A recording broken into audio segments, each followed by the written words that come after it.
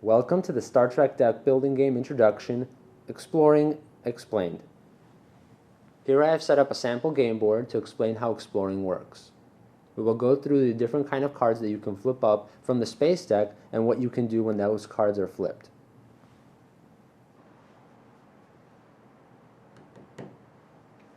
It is now my turn. I have a hand of 5 cards, and I have the ability to perform 1 explore per turn for free.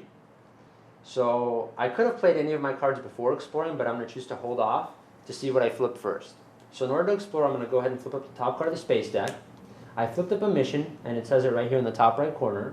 Whenever you flip up a mission, it goes to the mission area, right below the space deck. There could be up to 2 missions here, and if ever a third one is flipped, the player has to choose one of the 2 missions that's already here and move it to the bottom of the space deck. So I went ahead and flipped up Skin of Evil. It has a flip effect that says you get +1 explore. All missions in this game actually have that effect, and all that is that in order to complete a mission, you're going to need to use an explore. And I already used an explore to flip up the mission. So all missions give you back your explore, so you can use it to then either complete the mission or continue going. Because missions are optional, they're not required for you to complete. So the mission went here. Now I have my 1 explore back. If I wanted to, I could go ahead and continue going through the deck and maybe find something more interesting for me to achieve. But having missions is more safer for you to complete because you know what you're getting. When you go to the space deck, you might encounter cards that are very negative to you and might harm you. But a mission is absolute because you can see what it does and see what its effect is. So now if I want to take the mission, I could play cards out of my hand and try to achieve its goal. In this case, the goal is 3 speed and 4 experience. So I'm going to go ahead and play my evasive maneuvers, which give my ship an additional speed and 2 shields. Then I'm going to play 2 lieutenants, which give me 1 speed each. And now I have 3 speed, and the 2 lieutenants each have 2 experience. That's 4 experience. So if I wanted to, I can go ahead and take that mission and complete it. So if I were to do that, I would announce that I'm completing the mission. I'd move it under my ship, just to remind myself that I have 25 points earned.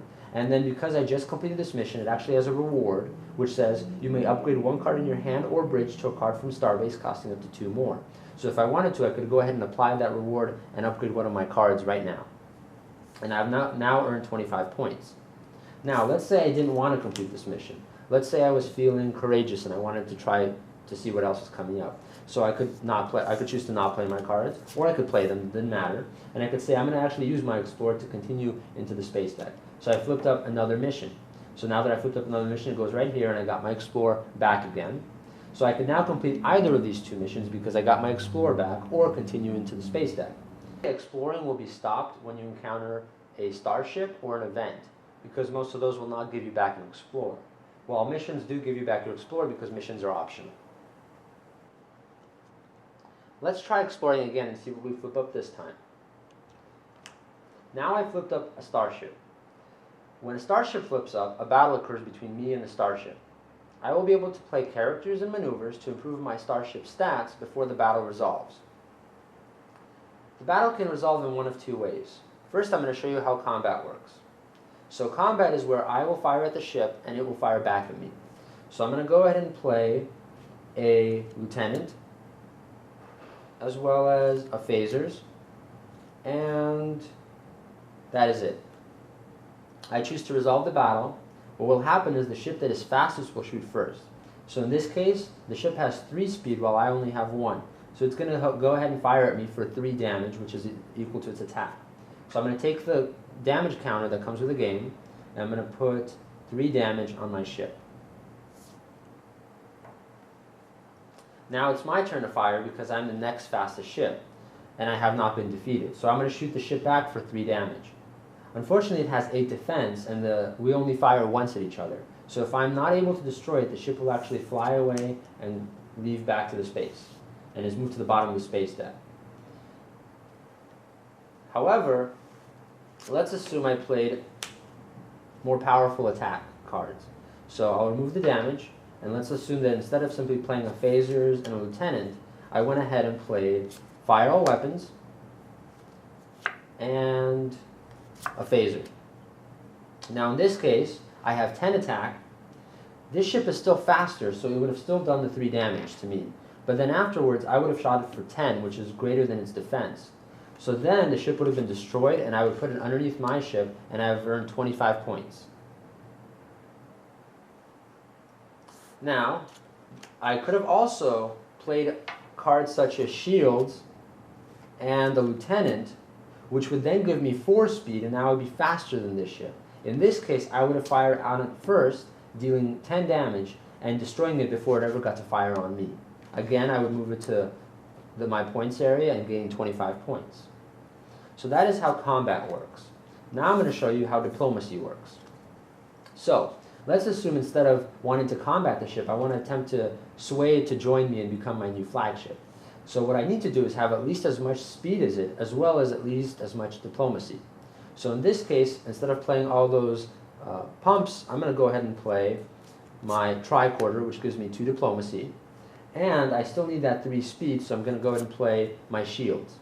So now I have 3 speed and 2 diplomacy, which is as much as or greater than what this ship has. So then I can take this ship, and I have the option to either A, move it to my points area, or make it my new flagship. When it becomes my new flagship, I remove all the damage that it had on it because it's a new ship, as well as I gain a brand new stat bar, which is a bit stronger than my old ship. Diplomacy is a bit harder than combat, but it's also the most rewarding because your stats permanently increase. So that's how battle works with other starships.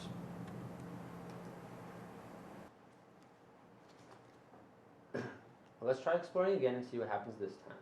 So I'm going to perform my explore. I flip up the top card and I flipped up an event. So I have to stop and process the text.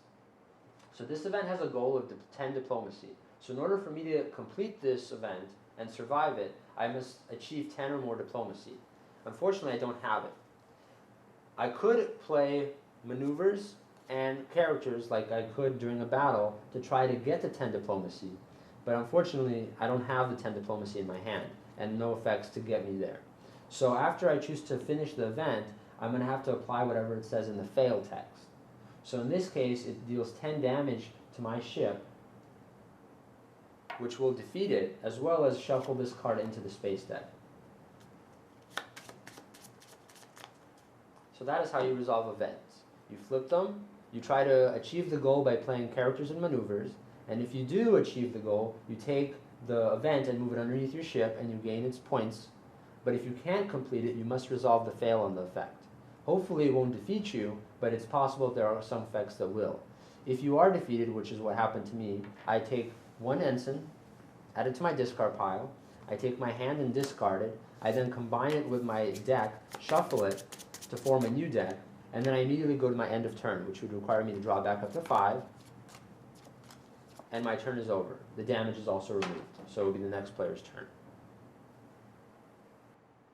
Let's try exploring one more time and see what happens this time.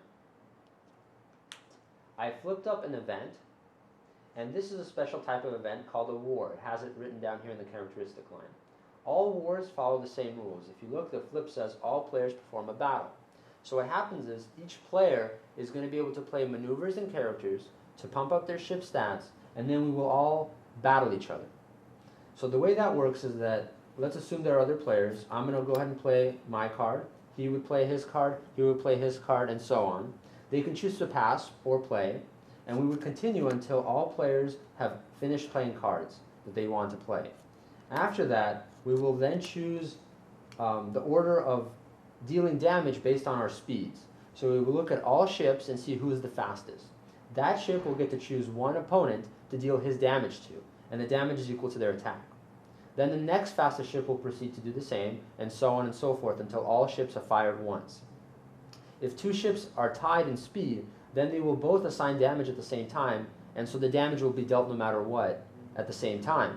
But because you can't actually do damage simultaneously, what's going to happen is, starting with whoever flipped the event, going clockwise, the players will choose in that order, but the damage will occur at the same time. So let's assume there were 2 players that both had 100 attack each. If they were both the same speed, they could choose to fire on each other, and then they would both be destroyed because they had the same amount of speed. So after every player has fired on somebody, we're going to resolve the war. The way you resolve the war is you look for a player that is undefeated that has the highest attack. that player is actually going to take the war and he has earned his 50 points. Now, let's say there are two players that are tied in attack. The next thing you're going to look at is speed. So among those two players, or any number of players that have the most attack, who has the highest speed? Whichever player that is will take this card. Finally, if that is also tied, you're going to go to diplomacy and check who has the highest diplomacy. Now, if they're among those players. Now, even if that value is tied, then the player closest to the person that flipped the card is the one that will take the points. And that's how you resolve a war. Sometimes wars will have additional effects written on the card, and then in that case you must follow that rule. So in this case, damage can't be reduced by shields is the effect on this war, and that means that despite me playing my evasive maneuver, which gives me 2 shields, I won't actually be able to prevent 2 damage this battle. After a war resolves, all players that are not the turn player must discard all the cards that they played and draw back up to 5.